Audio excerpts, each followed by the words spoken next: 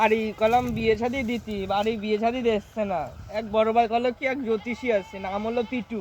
দেখি পিটু বাবার কাছে যে দেখি কি খবর, হাত মাত দেখায় বিয়ে শাদি হলি হলো। বাপ তোমার কাছে আসলাম বিয়ে শাদি করার জন্য, আমার বিয়ে হচ্ছে না বাপ, কি করা বল যায়? বর্ষ। বাপ বিয়ে হচ্ছে না আমার। বিয়ে হচ্ছে না একটা কারণে। কি কারণ বাপ? ওই আগের মেয়ের সাথে প্রেম করেছিস, তার সাথে ছলনা করেছিস। বাপ আমি কোনো ছলনা এই করিনি বাপ। ছলনাময় করতে হয় না, একটা মেয়ের জীবন নিয়ে খেলা করতে হয় না। বল, আমি বলছি কি ঠিক আছে? ঠিক আছে বাপ। আচ্ছা, তুই আল্লাহকে বিশ্বাস করিস? করি বাপ। আচ্ছা, আল্লাহকে যদি বিশ্বাস করিস, আমি একটা জিনিস আনতে পারবি? জি বাপ বলেন। এই যে শস্য ফুল আছে মাঠে, এই শস্য ফুল নিয়ে আয়, যা। ঠিক আছে ওঠ বাপ। বর্ষ, ওঠ।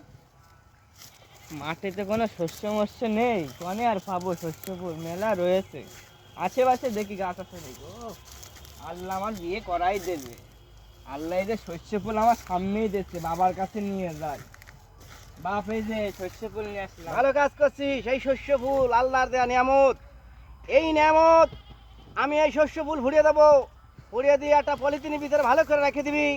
ভরিয়ে দেওয়ার পরে তুই ভালো করে রাখার পরে দেখবি কালকে তোর দিনের ভিতরে বিয়ের কথা আসছে। তোর বাপ মাকে বলবি বিয়ের কথা বলতে, বিয়ে রাজি হয়ে যাবে তোর বাপ মা।